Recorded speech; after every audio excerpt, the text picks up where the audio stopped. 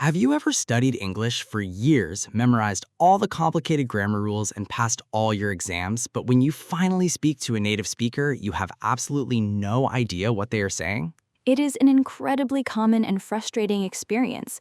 Textbooks teach us to say, "How do you do? I am very well, thank you." But in reality, a native speaker will just walk up to you and say, "Hey, what's up?" Hello and welcome to ESY Learning English. I'm Sarah. And I'm Tom.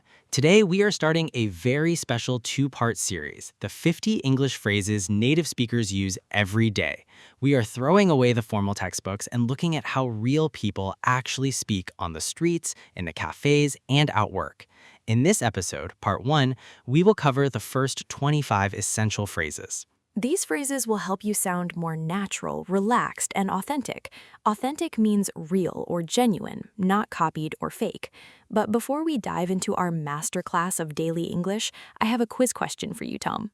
I love a good quiz. I am ready. We are talking about vocabulary today, so let's look at the English dictionary. Which English word has the highest number of different definitions or meanings in the Oxford English Dictionary? Is it A, set, B, run, C, go? Wow, that is a tough one. I know set has a lot of meanings. You can set a table, set a clock, or buy a set of tools. So I'll guess A, set. A very educated guess. We will find out if you are correct at the end of the program. Now, Tom, let's start with our first category of everyday phrases, greetings and small talk.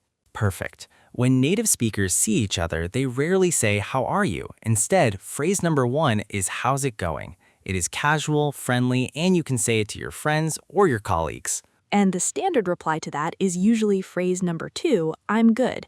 Grammatically, you might think you should say, "I'm well," but in spoken English, everyone just says, "I'm good, thanks." Phrase number 3 is, "What's up?" This means, "What are you doing?" or "What is happening?" Often, people reply with "Not much" or "Just hanging out." And if you haven't seen someone for a few weeks or months, you use phrase number 4, "long time no see." It's grammatically incorrect, but it's one of the most common greetings in the English language. Now, let's move to our second category, agreeing and understanding. When you are listening to someone, you need short phrases to show that you are paying attention. Phrase number 5 is "sounds good." If your friend says, "Let's get pizza for dinner," you reply, "Sounds good." Phrase number 6 is "makes sense." You use this when someone explains something to you and it's logical. It means, "I understand your logic." Similarly, phrase number 7 is "I get it." It's a much more natural way of saying, "I understand." Phrase number 8 is one of my favorites, "fair enough." We use this when we might not completely agree with someone, but we accept their point of view. If I say, "I can't come to your party because I have to study," you might say, "Fair enough." And phrase number 9 is "totally." It's a one-word phrase used to agree completely with what someone just said. It means, "I 100% agree with you." Excellent. Let's shift gears to our third category, apologies and reactions. Textbooks teach you to say, "I apologize," but in everyday life, we use phrase number 10, "my bad." This is a very casual way to admit a small mistake. If you accidentally bump into someone, you can say, "Oops, my bad." And how do we respond when someone apologizes? Phrase number 11 is the classic "no worries." You'll hear this everywhere, especially in Australia and the UK. Phrase number 12 is very similar, "no problem." Both of these mean don't apologize, everything is fine. Phrase number 13 is "don't sweat it." To sweat means to produce salty liquid from your skin when you are hot or nervous, but idiomatically, "don't sweat it" just means don't worry about it. Let's look at category 4, making decisions and expressing uncertainty. When you want the other person to make a choice, you use phrase number 14, "up to you." If Tom asks me, "Do you want coffee or tea?" I can say, "Up to you." It means I'm happy with either choice. Phrase number 15 is "beats me." This is a funny one. It has nothing to do with hitting or beating someone. If someone asks you a question and you have absolutely no idea what the answer is, you say, "beats me." It's a casual way of saying, "I don't know." Phrase number 16 is "I'm on the fence." Imagine sitting on a wooden fence between two gardens. You haven't chosen which side to jump down on. So if you're on the fence, it means you're undecided about something. Phrase number 17 is very useful at work. "Let me know." It simply means tell me later when you have the information. We are making great progress. Category 5 is what we call fillers and transitions. These are phrases we use to connect our ideas. Phrase number 18 is to be honest. Native speakers use this right before they share their true opinion, even if it's a little negative. To be honest, I didn't really like the movie. Phrase number 19 is at the end of the day. This doesn't literally mean the evening time. It means ultimately or when everything is considered. Phrase number 20 is by the way. We use this to introduce a new, completely different topic into the conversation. And phrase 21 is anyway. You use anyway when you want to return to the original topic after getting distracted. We are almost at the end of part 1. Our final category today is goodbyes. Phrase 22 is I'm heading out. To head out means to leave a place. It sounds much more natural than saying I am departing now. And phrase 23 is catch up later. To catch up means to talk to someone and find out what has been happening in their life. So this just means we'll talk again soon. Phrase 24 is take it easy. This is a warm, relaxed way to say goodbye. It means have a relaxing time and stay safe. And finally, phrase 25, have a good one. This is incredibly common in shops and cafes. One just refers to your day, your afternoon, or your weekend. It's a friendly, universal way to wish someone well as they leave. Wow, that was 25 amazing phrases. If you start using these, you will sound like a native speaker in no time. But before we finish part 1, Sarah, let's go back to your quiz question. Yes, I asked you which English word has the highest number of definitions in the Oxford English Dictionary. Was it A, set, B, run, or C, go? And I guessed A, set. You were very close, Tom. Historically, set held the record for a long time, but in recent updates, the correct answer is actually B, run. The word run now has over 645 different meanings and definitions in the dictionary. 645 meanings. That is unbelievable. No wonder English learners find this language so challenging. Well, let's review some of the vocabulary we use to describe our phrases today. Our first word was authentic. Authentic means genuine, real, and not copied.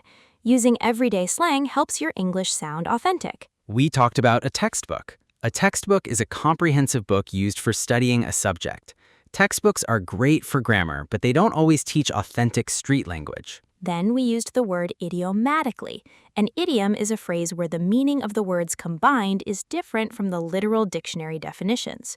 When we say, don't sweat it, we are speaking idiomatically. We also discussed the verb to sweat. Literally, to sweat means to produce drops of salty liquid through your skin because you are hot, sick, or nervous. We talked about being undecided. Undecided means you have not yet made a choice or a decision about something.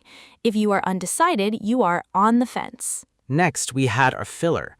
In linguistics, a filler is a sound, word, or phrase that doesn't add much strict meaning, but gives the speaker time to think, like to be honest or anyway. And finally, we used the phrasal verb to head out. To head out simply means to leave a place and start a journey somewhere else. Now we are finishing our ultimate guide, the 50 English phrases native speakers use every day. We are covering part 2, which means we are diving into phrases 26 through 50. By the end of this episode, you will have a complete toolkit to sound natural, confident, and perfectly fluent in your daily conversations. It's going to be a fantastic journey. But as always, before we get to the main event, I have a quiz question to test your English trivia knowledge, Tom. I am ready. After failing the dictionary question last time, I am determined to win today. We'll see about that. Today's question is about the alphabet. When we speak and write in English, we rely on 26 letters, but one letter is used much more frequently than all the others. Which letter is the most commonly used letter in the English language? Is it A, the letter A, B, the letter E, or C, the letter T? Oh, this is an interesting one. We use A as an article all the time, like a dog or a house, but T is in the, which is the most common word. However, I feel like E is hidden inside almost every word. I'm going to guess B, the letter E. A very thoughtful analysis, Tom. We'll reveal the correct answer at the very end of the podcast. Let's jump straight into our next category of everyday phrases, expressing surprise and disbelief. Disbelief is the feeling of not being able to believe that something is true. When a native speaker is shocked, they rarely say, I am very surprised. Instead, phrase 26 is no way. It's a simple, highly emotional reaction that means I cannot believe what you just said. Exactly. If you say, I just won $1,000,000, I would say, no way. Phrase 27 is similar. You're kidding, right? To kid someone means to joke with them. So you're asking, are you telling me a joke? Phrase 30 is a bit of modern slang. I can't even. This is short for I can't even handle this or I can't even process this.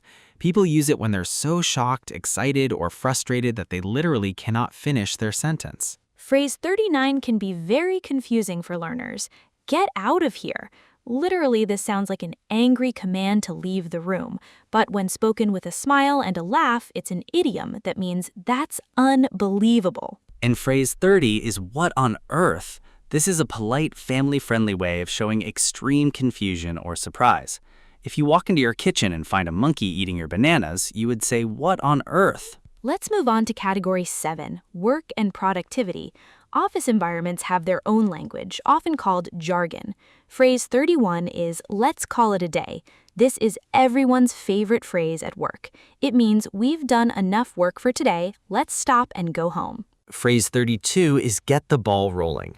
Imagine trying to push a heavy ball. Starting is the hardest part. So to get the ball rolling means to start a project or begin a process. Let's get the ball rolling on this new marketing campaign. Phrase 33 is on the same page. If two people are reading a book, they need to be on the same page to understand the story. In business, if you're on the same page with your team, it means you all have the same understanding and agree on the plan. Phrase 34 is touch base. This comes from the sport of baseball, but in the office, it just means to briefly contact someone to update them. For example, let's touch base next week to discuss the project. And phrase 35 is crunch time. Crunch time is that highly stressful period right before a major deadline when everyone has to work incredibly fast and hard. The project is due tomorrow, so it is crunch time. That brings us to category 8, socializing and making plans. When you want to hang out with friends, phrase 36 is, are you free? This is the most natural way to ask if someone has time in their schedule. Are you free this Friday? Phrase 37 is let's grab a bite. A bite refers to a bite of food. This is a very casual, friendly invitation to go eat together, usually for a quick lunch or dinner. If someone invites you to grab a bite and you want to say yes, use phrase 38, I'm down or I'm game. Both of these mean, yes, I want to do that. If you say, let's go to the cinema, I will say, I'm down. But what if you are completely busy? Then you use phrase 39, can I take a rain check? This is a wonderful idiom. Originally, if a baseball game was canceled because of rain, you got a ticket, a rain check, to come back another day. Today, it simply means I cannot do it today, but I definitely want to do it in the future. Phrase 40 is keep me posted. To keep someone posted means to keep them updated on a situation. I know you have a job interview today. Keep me posted. We are moving so fast. Category 9 is all about sympathy and support. Sympathy is showing that you understand and care about someone's sadness. If someone shares bad news, phrase 41 is, I'm so sorry to hear that. This is polite, kind, and appropriate for both friends and formal situations. Phrase 42 is much more casual, and you should only use it with close friends. That sucks. If your friend drops their phone and breaks the screen, you can say, oh man, that sucks. It means that is a very bad and unfortunate situation. When someone is going through a difficult time, phrase 43 is highly encouraging. Hang in there. It means keep trying. Do not give up. Things will get better. Phrase 44 is I've got your back. This is a beautiful phrase to say to a friend or colleague. It means I am here to protect you, support you, and help you. And phrase 45 is take your time. We use this when someone feels rushed or stressed. It reassures them that there is no need to hurry. Here we are, Sarah, the final stretch, category 10, wrapping up in final thoughts. Phrase 46 is long story short. When you're telling a very long, complicated story and you just want to skip to the end, you say long story short and then give the conclusion. Phrase 47 is so far, so good. You say this when you're in the middle of a project or a situation, and up until this current moment, everything has been successful without any problems. Phrase 48 is incredibly common. It is what it is. This is a phrase of acceptance. We use it when a situation is frustrating or bad, but we can't change it. You miss your train and you have to wait an hour in the rain. Well, it is what it is. Phrase 49 is fingers crossed. When you say this, you actually cross your middle finger over your index finger. It's a superstitious gesture that means you're hoping for good luck. I take my driving test tomorrow, fingers crossed. And finally, phrase number 50, the perfect way to end our list. Piece of cake. If something is a piece of cake, it means it's incredibly easy to do.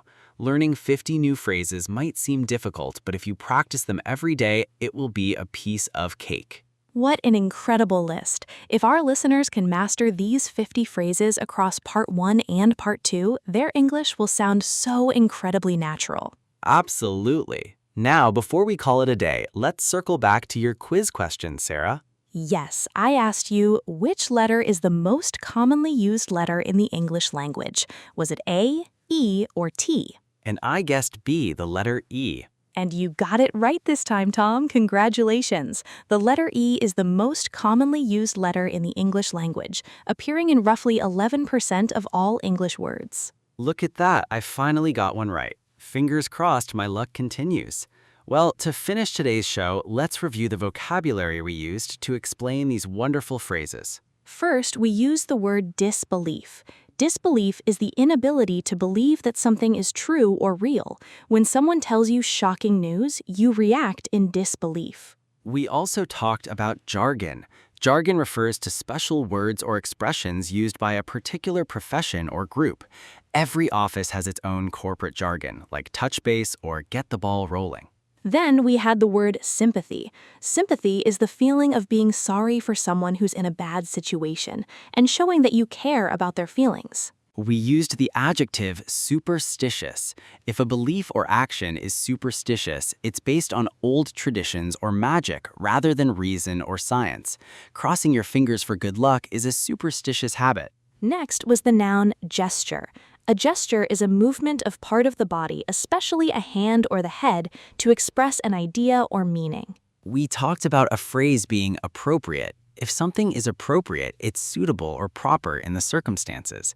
That sucks is not appropriate for a job interview, but I'm sorry to hear that is completely appropriate. And finally, we used the verb to reassure. To reassure someone means to say or do something to remove their doubts and fears, making them feel calm. Saying, take your time, reassures someone that there is no need to hurry. Well, that officially brings us to the end of our 50 everyday English phrases. It has been quite a journey. It really has.